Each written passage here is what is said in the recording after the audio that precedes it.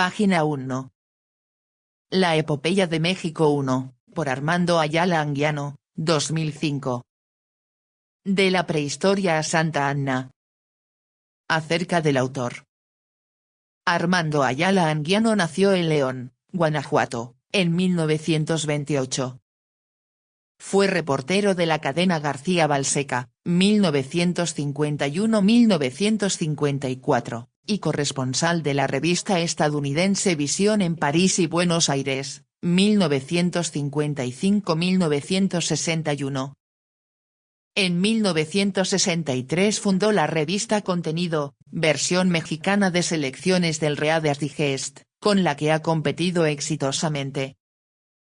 Entre sus libros más importantes sobre México se encuentran Conquistados y Conquistadores, 1967, El día que perdió el PRI, 1976, México de carne y hueso, 1978, y Zapata y las grandes mentiras de la Revolución, 1998. Con la perspectiva del historiador moderno y la agudeza del periodista, el autor aborda los sucesos sociales, políticos, económicos y culturales acaecidos en nuestro país desde su pasado más remoto y hace una síntesis de las diferentes culturas prehispánicas, un recuento del periodo colonial novohispano, de la independencia, del nacimiento de la República y de la llegada de Santa Anna al poder. Primera parte. La prehistoria. 1.0. El pasado más remoto. En el principio fue el Big Bang, el prodigio ocurrido según cálculo de la mayoría de los científicos, hace 15.000 millones de años, cuando una porción de algo que pudo haber sido materia estalló con fuerza inconcebible para dar origen a la formación del universo con su número infinito de galaxias, estrellas y planetas. ¿Cierto? Aquí se pretende narrar lo que ha ocurrido en el lapso de unos cuantos siglos y solo en una pequeña franja del minúsculo planeta llamado Tierra, pero nunca está de más ver las cosas en perspectiva y para esto hay que pasar una breve revista a los principales sucesos registrados antes de que surgiera el país llamado México. Hace unos 4.500 millones de años se solidificó la masa de gases que había dado origen a la Tierra. Primero se formaron los océanos. 1.000 millones de años después aparecieron en el agua unas bacterias unicelulares que fueron la primera forma de vida, y hace 800 millones de años la evolución había conducido al surgimiento de organismos multicelulares que, 600 millones de años atrás, dieron lugar a la creación de primitivos animalejos dotados de conchas u osamenta, los cuales se convirtieron en fósiles susceptibles de ser estudiados por los científicos. Con el paso de los millones de años, las placas tectónicas que forman los continentes experimentaron diversos reacomodos. Primero existió un supercontinente llamado Pangea, que hace unos 200 millones de años se había dividido para formar dos inmensas masas continentales llamadas Gondwana y Laurasia. Estas comenzaron a disgregarse a su vez para dar origen a los continentes actuales, lo que hoy es México formaba parte de la Eurasia, pero todavía hace unos 70 millones de años la península de Yucatán y las tierras bajas estaban cubiertas por las aguas al grado de que a través de ellas se unían el Atlántico y el Pacífico. Solo cuando las tierras del sureste emergieron del océano el territorio de la República Mexicana adquirió más o menos su contorno actual. Durante un tiempo muy largo, mientras los océanos ya hervían de vida, la superficie de los continentes estuvo desolada. Solo hace 450 millones de años aparecieron en el terreno continental las primeras hierbas, los primeros arbustos y ciertas especies de insectos.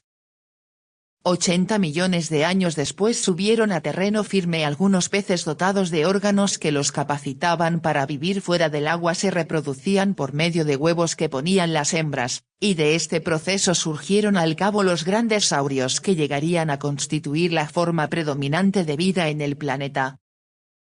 Hasta el primer cuarto del siglo XX los paleontólogos no habían descubierto huesos de dinosaurio en México, mas a partir de entonces, y especialmente después de 1985, los hallazgos se multiplicaron, sobre todo en el estado de Coahuila y, en menor cantidad, en Sonora, Baja California y Tamaulipas, además de que en Michoacán, Puebla, Oaxaca y Guerrero se han descubierto huellas de pisadas de grandes saurios. Los primeros mamíferos, minúsculos seres cuyo nacimiento se gestaba en el vientre de sus madres, aparecieron hace 220 millones de años. Luego, hace 65 millones de años, se registró una catástrofe apocalíptica, tal vez el choque con la Tierra de un gran asteroide proveniente del espacio y que aparentemente ocurrió en tierras del moderno pueblo yucateco de Chicxulub, que provocó olas marinas gigantescas, terremotos e incendios, los cuales formaron una nube de polvo y humo tan espesa que obstruyó el paso de la radiación solar durante muchos siglos. Este fenómeno determinó quizá la extinción de los grandes saurios y otras especies, aunque los mamíferos sobrevivieron. Todo esto se sabe porque, como dicen los geólogos, la Tierra misma parece haber escrito su propia biografía. En los continentes abundan las rocas en cuyo interior se observa la huella de plantas o animales si en estas aparece, por ejemplo, la forma de un pez. Es razonable deducir que las rocas estuvieron cubiertas por el agua, mientras que el tipo de animal o planta encontrados revela el género de vida existente en la época en que la roca se formó. Para calcular la edad de las capas de roca, los geólogos se guían sobre todo por la radioactividad. Los elementos radiactivos se desintegran a un ritmo constante para transformarse en otros elementos. Por ejemplo, la mitad de los átomos radioactivos del uranio se desintegran en 4.500 millones de años, y los del potasio en 1.400 millones de años. Los investigadores analizan muestras de minerales que hay en determinada región, y calculan su edad midiendo el grado de radioactividad que conservan. 1.1. Los homínidos y el hombre. Del surgimiento y evolución del hombre a partir de los mamíferos primigenios se ocupan los antropólogos y los arqueólogos, y gracias a los esqueletos excavados por estos especialistas se sabe que hace 20 millones de años ya merodeaba en África meridional el Dryopithecus, un primate del que 15 millones de años después descenderían dos especies que guardan similitudes entre sí pero que no se pueden cruzar y por lo tanto son distintas, los monos y los homínidos. Estos últimos, de facciones y tamaños similares a los del chimpancé, tenían un cerebro algo más voluminoso que el de los monos, aunque no llegaban ni a la mitad del que posee el hombre moderno. Pero nacían con la ventaja de andar erguidos y no tener que apoyarse en las manos al caminar. Estos seres llamados Australopithecus, o monos del sur, se extinguieron hace 1 millón de años. Para entonces una especie de los Australopithecus ya había evolucionado hasta dar origen, hace un par de millones de años, al primer antecesor directo del género humano, el Homo habilis, que también andaba erguido. Sus facciones eran un poco más parecidas a las del hombre moderno, y su cerebro algo más grande que el de su ancestro en la escala evolutiva. Su estatura se acercaba al metro. El hecho de no tener que usar las manos para caminar permitió al Homo habilis realizar maravillas. Aparte del hombre, solo algunos chimpancés y mandriles suelen utilizar elementos extraños a su cuerpo, garrotes, piedras, etc. Para defenderse o llevar a cabo algunos trabajos, y únicamente el género humano ha sido capaz de fabricar objetos para facilitarse la vida.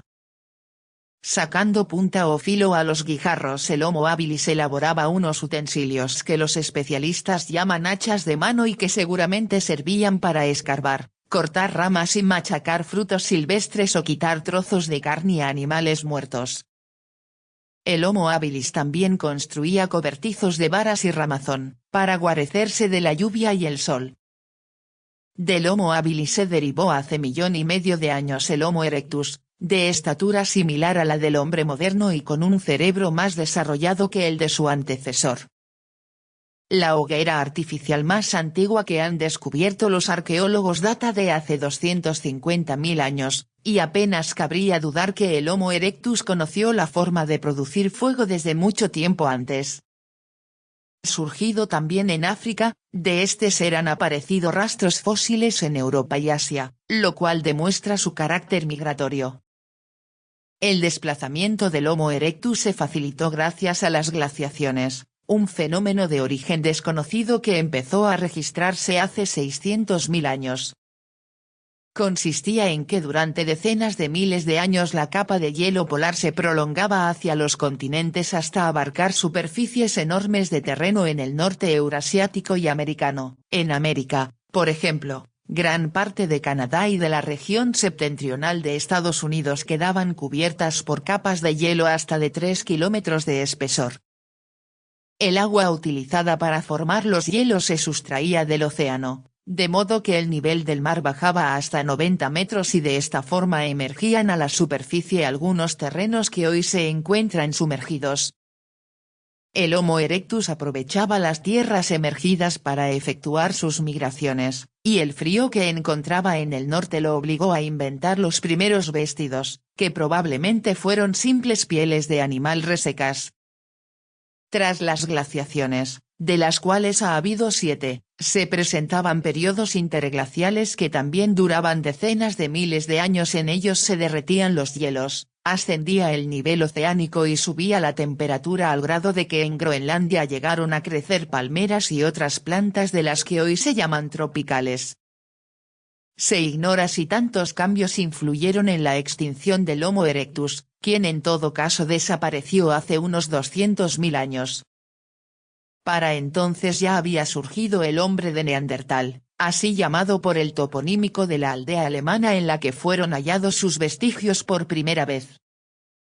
Este ser todavía conservaba rasgos simiescos, como la frente estrecha y retraída, la barbilla huidiza y el exterior bucal sobresaliente, pero su cerebro ya tenía una capacidad similar a la del hombre moderno y aunque era más musculoso, rechoncho y bajo de estatura, vestido con ropas modernas probablemente habría pasado inadvertido entre las multitudes de una ciudad actual.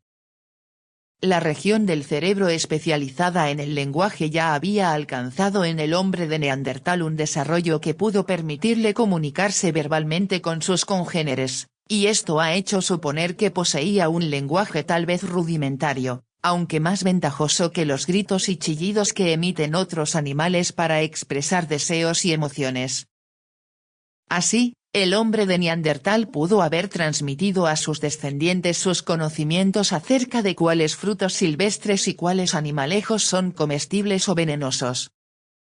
Por naturaleza, las palabras son símbolos abstractos, y quien las profiere y entiende necesita pensar en abstracciones, mientras que los demás animales solo captan lo concreto.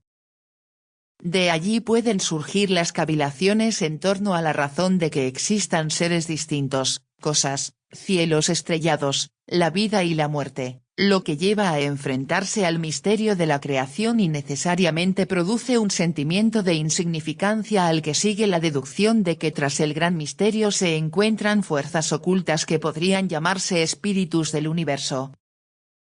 En este punto el instinto de conservación impulsa a pretender reincorporarse al todo universal mediante un acercamiento a los espíritus, lo cual constituye la esencia de la religión rudimentaria. Este proceso explica tal vez el hecho perfectamente comprobado por los arqueólogos, de que el hombre de Neandertal hiciera tumbas o incinerara a sus difuntos, indicativo de que creían en la vida después de la muerte. Todavía no hay consenso entre los especialistas acerca de si el hombre de Neandertal realizó todos o una parte de los avances citados en los párrafos anteriores, pero nadie duda de que estos eran patrimonio del Homo sapiens u hombre moderno, que desde hace 50.000 o 100.000 años se encontraba ya diseminado por África y todo el continente eurasiático. Heredero de la cultura de sus antecesores y dotado de un cerebro más desarrollado, el Homo sapiens aprendió a trabajar la obsidiana y producir cuchillos y puntas de lanza que hacían de él un cazador más eficaz y le facilitaban la tarea de destazar animales, tanto para comer la carne como para hacer agujas con los huesos e hilo con los tendones, algo que le permitía convertir las pieles en ropa o cobijas. También producía cuerdas anudando tiras de piel de animal, tejía redes para cazar y pescar y elaboraba cestería rudimentaria con tallos de hierba. Hace decenas de miles de años el Homo sapiens ya pintaba en sus cuevas unos hermosos dibujos de hombres y animales, tratando seguramente de glorificar o influir en el espíritu de los seres representados. Estas magníficas obras fueron descubiertas por primera vez en las cuevas de Altamira, España. La primitiva religión lo había impulsado a convertirse en artista y a descubrir los tintes necesarios para producir sus obras. 1.2. ¿Cómo se resucita el pasado? Los antropólogos y sus colegas los arqueólogos han podido resucitar estas imágenes del pasado remoto gracias a que el hombre siempre deja una infinidad de huellas de su paso por un lugar: basura, ropa y muebles de desecho, instrumentos de trabajo rotos, restos de su comida, heces, sus huesos mismos. Cuando abandona el sitio, las huellas quedan esparcidas por el suelo. Tarde o temprano las cubre el polvo, y no es raro que en un plazo no muy largo desaparezcan bajo una capa de tierra o vegetación. Cuando otros hombres se instalan en el mismo lugar, normalmente ignoran lo que hay bajo sus pies, y en cambio, al abandonar el terreno, dejan sus propias huellas, las que vuelven a ser cubiertas por el polvo o la vegetación, y así sucesivamente. Inclusive las ciudades abandonadas llegan a desaparecer. Con el descuido y el paso del tiempo el techo de los edificios cae, y los escombros son cubiertos por el polvo o la vegetación, que en las tierras de régimen apropiado incluye grandes árboles. De este modo ciudades enteras adquieren el aspecto de montículos. En la Ciudad de México el fenómeno es más evidente, por lo fangoso del terreno, los edificios pesados se hunden así, los restos del Palacio de Moctezuma y las ruinas de Tlatelolco quedaron varios metros bajo los edificios que rodean el zócalo o el piso del moderno conjunto habitacional que se construyó en los terrenos del segundo de los lugares citados. Al excavar en un sitio con varios niveles de ocupación, el arqueólogo puede observar el espectáculo del desarrollo humano. En los niveles inferiores aparecen los toscos utensilios de la Edad de Piedra, y a medida que asciende observará instrumentos cada vez más refinados, trozos de ropas y de muebles más variados y mejor hechos. Si, por ejemplo, encuentra un fragmento de tela, podrá razonablemente deducir que la cultura encontrada ya conocía la industria textil. El acabado tosco o fino del producto le indicará el grado de adelanto que había alcanzado. Los dibujos estampados le revelarán los giros de la moda o el estilo característico de una región. Los entierros suelen ser otra magnífica fuente de datos. Al observar la configuración de la dentadura, los antropólogos físicos saben si su propietario era vegetariano o carnívoro. Los huesos de la cadera y de la base del cráneo indican si el muerto caminaba erguido o no. Un fragmento de cráneo permite calcular el tamaño del cerebro. Además, muchos pueblos antiguos acostumbraban enterrar junto a sus muertos ofrendas de cerámica, estatuillas, joyas y alimentos. El estudio de tales objetos suele aportar datos valiosísimos. También es útil estudiar un basurero de los que llegan a descubrirse en las excavaciones arqueológicas, pues el tipo de los desperdicios encontrados, su abundancia y otros detalles aportan un caudal de información. Inclusive las heces humanas son valiosas en la arqueología. Al analizarlas, el especialista puede averiguar qué alimentos ingería quien las excretó. El polen se conserva durante periodos muy largos gracias a que su capa exterior está formada por los materiales más resistentes que se conocen en el mundo orgánico.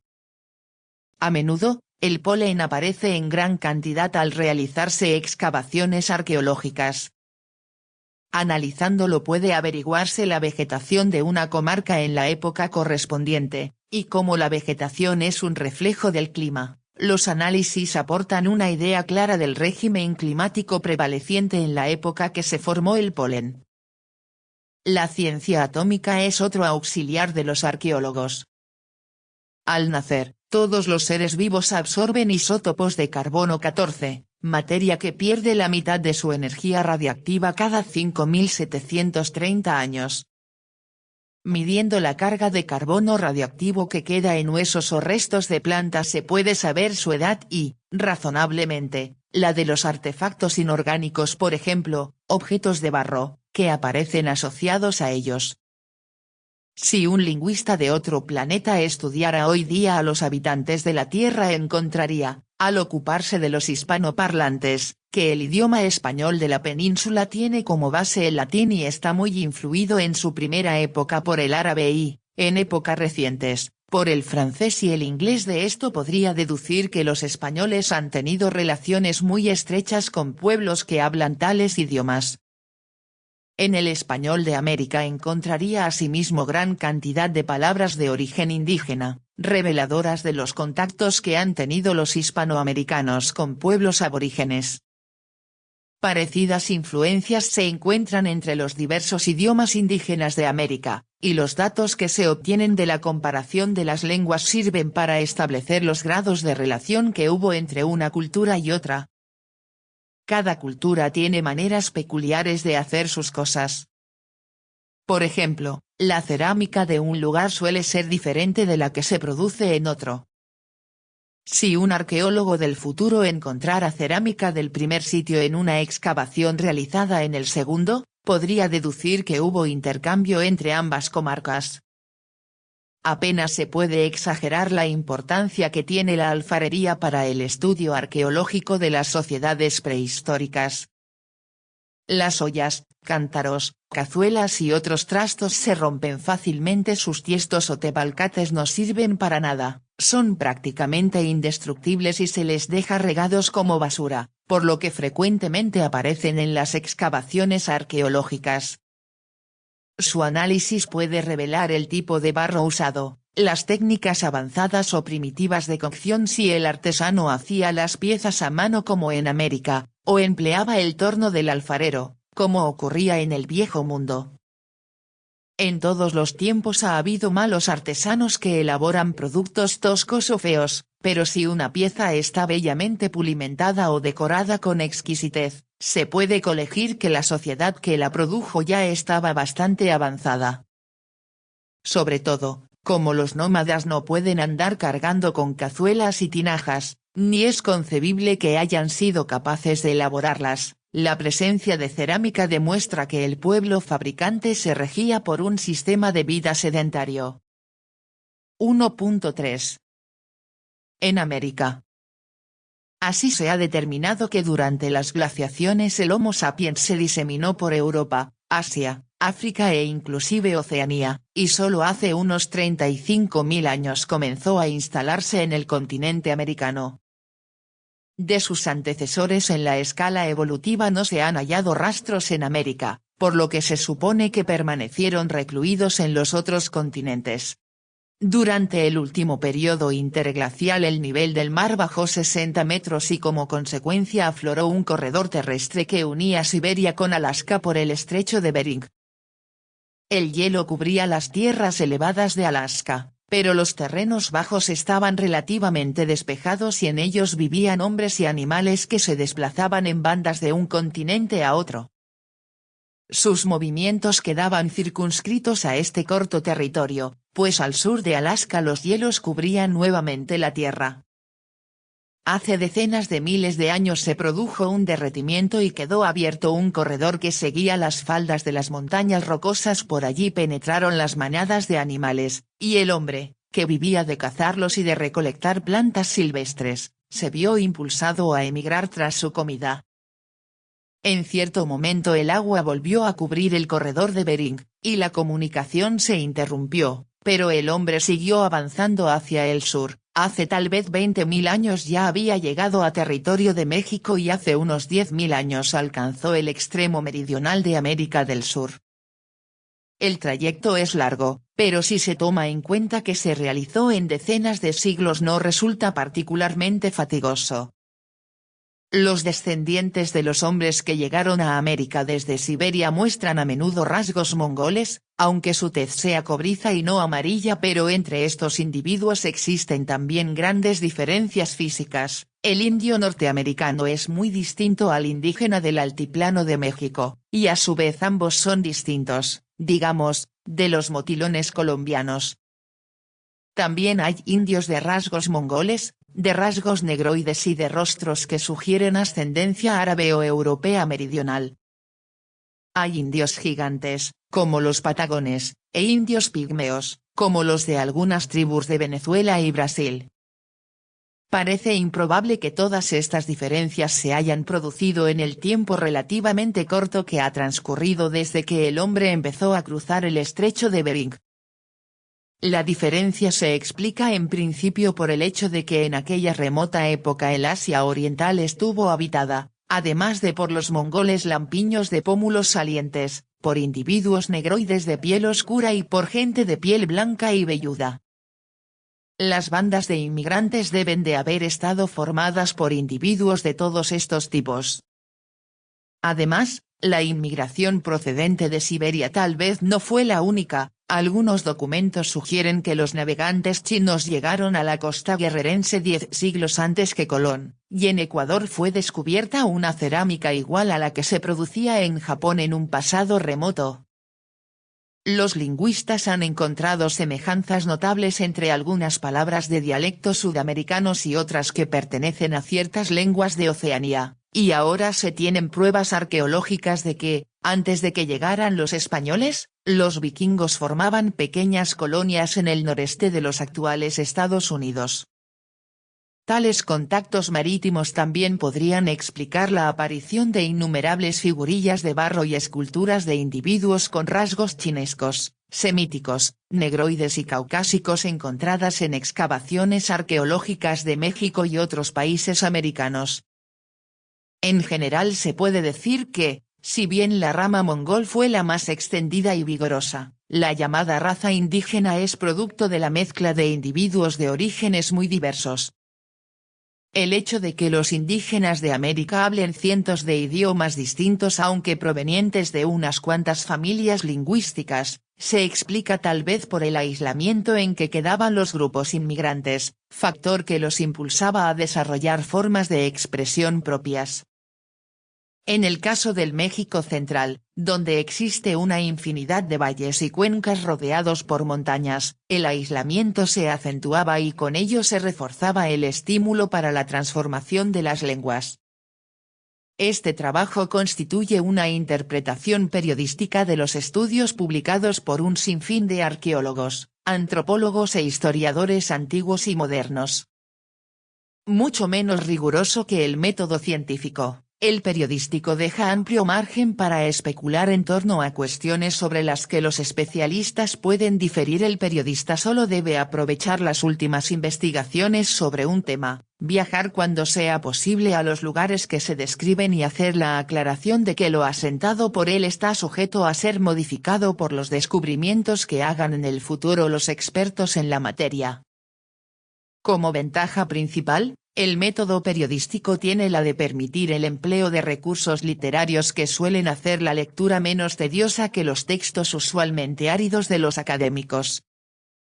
Página 14.